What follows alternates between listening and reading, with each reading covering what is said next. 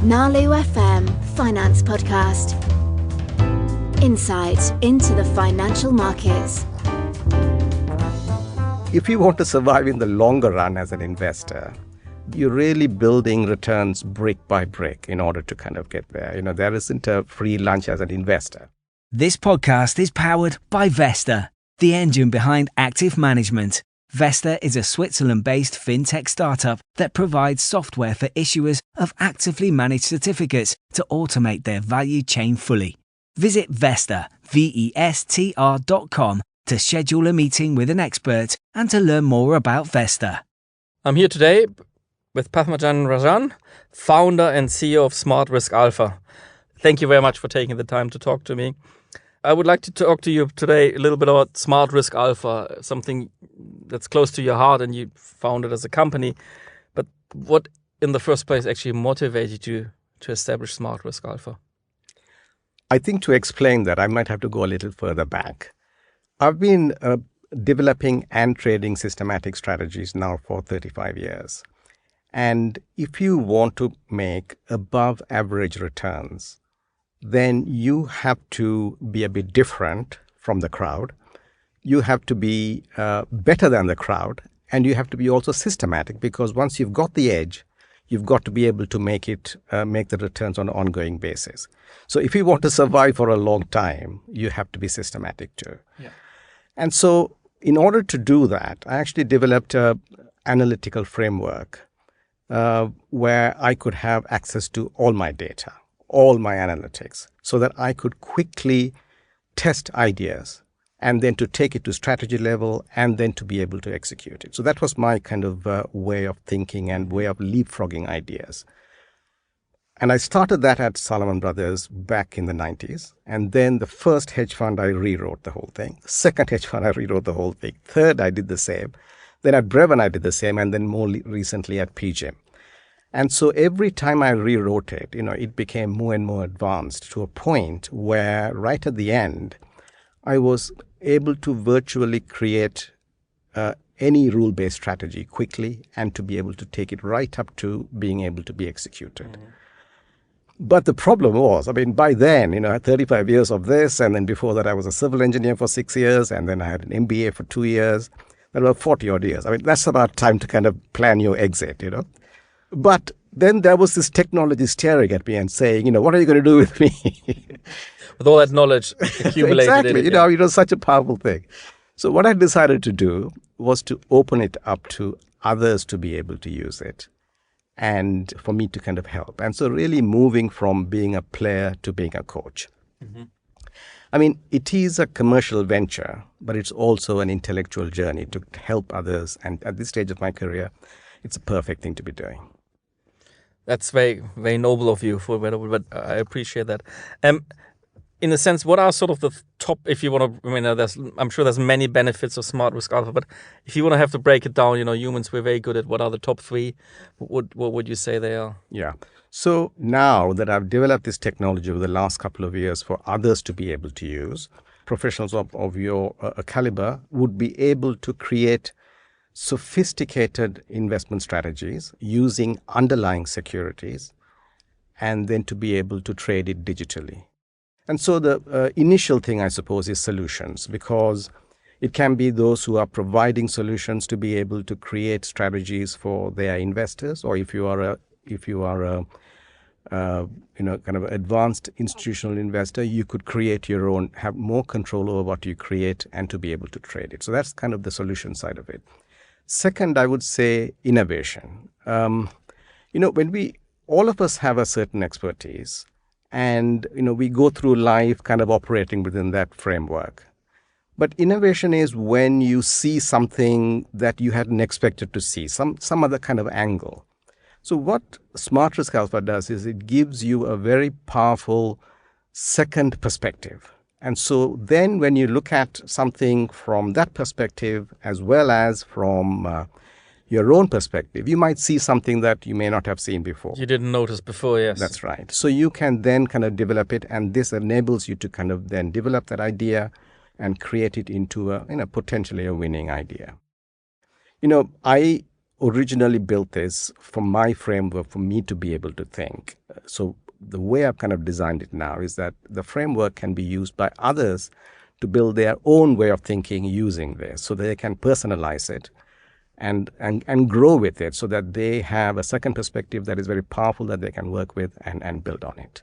Yeah, I think personalization, particularly in the investment industry, is a big trend. I mean, funny enough, it started in media. You had TV station, now you have Netflix and Spotify. Now, it used to be everybody had to go all in the one big funds because it was the cheapest way. But because of digital solutions, you can now personalize and give exactly clients the kind of risk return they want to. Which leads me actually to my next question is, everybody talks about risk, and I always like to ask people, what is your definition of risk, or how do you measure risk? Yeah. So, within a portfolio context, I mean, there are, risk is multidimensional, right? I think you have the sector risk, country risk, leverage, and, so in a portfolio, you need to be able to control that so that you don't have any kind of shocks, as it were. But overall, I mean, from an overall risk point of view, volatility has worked out just fine for me, in terms of, it's a relatively simple measure, but it's a very effective measure. And I've used that for sizing trades, with risk parity or something like that, or then also assessing what the performance of trades are like. So that's what I've done. The other risk I would say is, we'll talk maybe later about diversification, but how we can have uncorrelated assets together. But how these uncorrelated assets work in distress is quite important. So that is something else that people should be aware of and be taken care of when they construct portfolios, so that they're not disappointed in bad times. Which sort of leads me to my next slightly cheeky question, I have to say. There's always the argument, I'm investing, what you're doing is speculating, and what you're doing is betting. But nobody really can often explain to me if there actually is a distinction, or if it's very personal. But I always like to ask, do you have a distinction with people who are saying, this is investing, this is speculating, this is betting? Good question, actually. So let me just think. I would say that speculating and betting is maybe a low probability bet with a high expectation of a high return. So you are, so it's big odds. Big odds. That's right. That's a good way to put it. Yeah. Whereas with investing, you are looking to take at least above 50% average bet, and it has to be accompanied with maybe an investment philosophy, an edge, a way to capture it, a strategy, and risk management, and so on. Because investing, if you want to survive in the longer run as an investor, then you have to have all of those things. And you're really building returns brick by brick in order to kind of get there. There isn't a free lunch as an investor. This is probably one of the best ones I've ever heard here so far. Thank you. As far as, betting and speculating is concerned, in some cases it is done for excitement. But in some cases it is because that is all that professional, typically it's on the retail side that I've seen mostly of this. And because that is all they have to bet, kind of take an investment bet on. So I'm actually, one of the things I'm looking to do with this is to roll out a kind of a course on better investing, right from data right up to execution, a kind of a course, together with a retail version of this technology, so that people can actually, take bets that have better odds, because after all they are working with, they're spending their own money doing this, and so it's very important that they make the right decision. So that's something I'm planning in due course. Excellent. Obviously, reducing risk is always a common goal for investors, and often, I have these conversations with people who come and want an investment strategy and other things, and they're saying, it's all very nice you're telling me it will outperform the index by 3%, but I might not even need this. I would rather have less drawdowns, for a better word, because that's usually when I, as an investment manager, then often get a lot of lose potentially capital. People don't want to hang in there when they see big drawdowns. So I would rather swap outperformance, let's say it that way, versus drawdowns or minimize the volatility. That's something Smart Risk Alpha can help with as well, if I understand this right. Very much. So, so this goes to the heart of diversification, doesn't it? Because, you may have a fantastic, so maybe I could tell you, I don't know how long this is going to take actually, but I mean, back in 92, I was in the equity strategy and Solomon were, so into prop trading, and it was basically a hedge fund. It's a glorified hedge fund, wasn't it? And so this was the first time I was beginning to create content. In a very short space of time, I'd come up with a value strategy built on Excel. So I took it to the prop trading desk and they said, yeah, we'll give it a go. And they put it on, and it didn't perform that well in 92. And then, so after 3 months, they cut it. And then I went back, and then later I produced, 2 or 3 years later, I came up with a multi-strategy portfolio that was very successful. But the thing about value was that after 92, it had an amazing run, and so, had they held it on a little longer. But isn't that quite often with strategies that when you put them the first time in place, they don't perform, and then suddenly they perform really well? It could. I mean, it's timing. We don't give enough credit for luck. I mean, luck plays a huge part in our successes in general and also in investing. So the thing about this was that had they held it longer, it had performed, I would have become a value investor. And had I become a value investor, I would have had a glorious run until like about 2015-16, and then I'd have finished. I couldn't have survived. End of career. Because it's just one idea. It's a brilliant idea, but it's an idea that is so. So fortunately, I did a multi-strategy, as it turns out. And the nice thing about multi-strategy is that diversified. When something is doing well, something else is not doing well. So to be able to diversify your ideas is a very important thing. And to look back at times when things have had big drawdowns, and then what about some strategies that have performed well during that time. So one of the things that SmartRiskAlpha does is provide a huge range of strategies, actually, hundreds of strategies. When you apply it onto different geographies, it comes to kind of almost like thousands.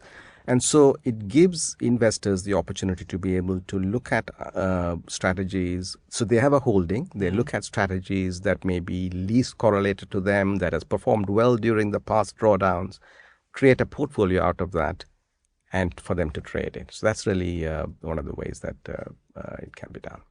Excellent. Something that's, has been becoming more and more visible and discussed and important for many investors, ESG. And, ESG investing can definitely address social, environmental issues. And I think even things like, if people are happy at the company they work, is it measurable that there's a positive impact, or is it because just money has to be put into there, or what's the challenge with ESG in a sense to actually, maybe it's difficult to measure as well? Yeah, I have taken a look at some established data sets for ESG from a systematic standpoint, first of all, and I haven't seen any discernible return generation out of that data. But then it is to an extent to be expected, because ESG data, the history is not that long compared to systematic, and the history is also varied. I think the way it is measured today, ESG is not as it was before, and it's been kind of backfilled and so on. So there's that issue. And the third thing is the data doesn't vary that much. If a company is low carbon, and then there has to be a new piece of information for the price to change. And so from a systematic standpoint, I can see why it doesn't actually work. But ESG is a very important consideration. I mean, in many cases it's mandated, and there is a huge reason why investors are very keen to have ESG funds. Mm-hmm. So our solution is to combine ESG with return generating strategies. So for any of the ESG positions that the investor is interested in, for them to be more overweight the longs and be underweight the shorts, for example, or long short in situation, but to combine that with return generating strategy. So then you have performance. One of the risks I feel with ESG is that if you simply go on purely ESG data and the funds don't perform, investors can get bored with it or even disappointed with it, frustrated and cynical, actually, to a certain That's extent. right. Now, you mentioned earlier you have been doing this for quite a while. Is there something you could share? What has been your most significant learnings in the investment industry? That's 35 years before you became, maybe also when you were a civil engineer. But Right. No, I think so. The thing is, it's been a bit of a freakish career actually, because although I worked for big organizations, I have been able to control what I developed. I worked in small teams. I was able to follow my passion and kind of do stuff. And so I ended up, and also when you run a small fund management company, I've now done every job in fund management. And then I've pretty much worked on every asset class. And I've done quantitative, discretionary, and quantamental as well. So one of the powerful things about that is I'm able to relate to pretty much anyone in the fund management industry, which is a lovely thing to be able to do. But also, it kind of helps with a technology like this, because you are able to kind of bring all of that into play in order to kind of provide the best possible thing.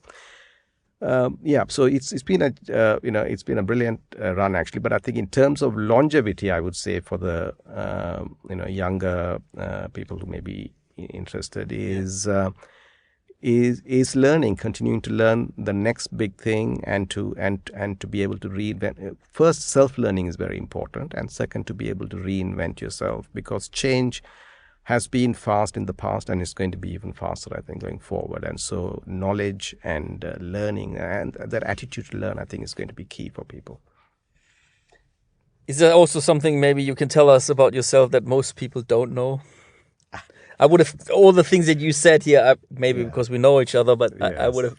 Right, that's true actually. And also, So the thing is, I play cricket, and one of the nice things about sticking around this long is that a lot of people fall away, and now I'm playing for the county, for the senior side.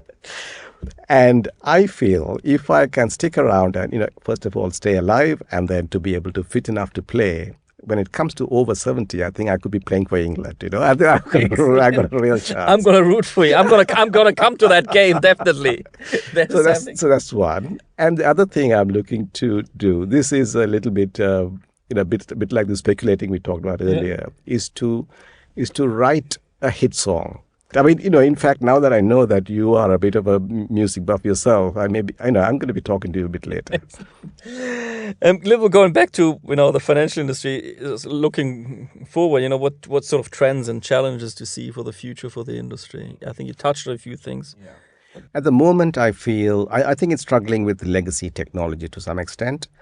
I think there is too much marketing, and I think there is too much commoditization in my view, I think.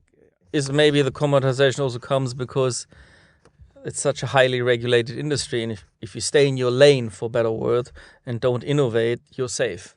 Yeah, well, that is what is being rewarded at the moment, I think. Clearly money chases after success, and that might well be the case. But I feel, if return generation is your thing and investors should be focused on that, then, leading edge technology, we have brilliant technology these days. Leading technology will be good. More engineering than marketing, more customization than commoditization will be good. And, so that is how it is. And partly what I was excited about SmartRiskAlpha was, it kind of fitted where we are heading as well. We have the technology today to be able to have the kind of customization I've been talking about. Yeah. And my prediction is that in 5 years, what we've been talking about today with SmartRiskAlpha and the way you can do things digitally will be mainstream. Is my prediction. If I would be a betting man, I'd take that side of the trade as well. Great. Thank you very much for taking the time. For everybody who's listening and liked what they hear, what is the best way to get in touch with you? LinkedIn probably is the easiest, and I'll be happy to connect if you want, and then we can communicate. But also our website is smartriskalpha.com. That's another way to get through to me too. Perfect. Thank you very much. Great. Thank you, Stefan. Nalu FM Finance Podcast. Insight into the financial markets.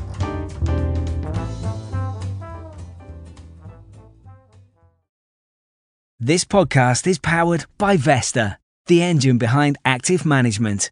Vesta is a Switzerland-based fintech startup that provides software for issuers of actively managed certificates to automate their value chain fully. Visit Vesta, VESTR.com to schedule a meeting with an expert and to learn more about Vesta.